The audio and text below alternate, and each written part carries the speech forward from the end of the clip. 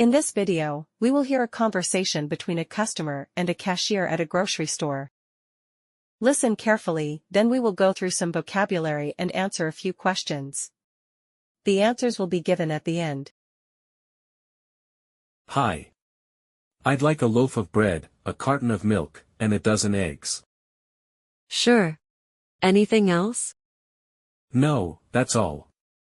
How much is it? Your total is $10.50. All right. I'll pay by card. Go ahead and tap your card on the machine. Done. Do I need to enter my PIN? No, it went through. Here's your receipt. Great. Thanks. You're welcome. Have a nice day. You too. Now, let's go over some useful words from the conversation. Loaf of bread. A whole piece of bread, usually unsliced. Carton of milk. A box-like container used for milk. Dozen. A group of 12. For example, a dozen eggs means 12 eggs. Total. The final amount of money to be paid. Receipt. A small paper that shows what you bought.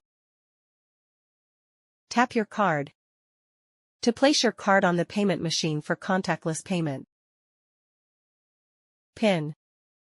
A secret number used for card payments. Now, let's check your understanding. Try to answer these questions. What items did the customer buy? How much was the total? How did the customer pay? What did the cashier give to the customer after payment? Did the customer enter their PIN? Here are the correct answers. The customer bought a loaf of bread, a carton of milk, and a dozen eggs. The total was $10.50. The customer paid by card. The cashier gave the customer a receipt.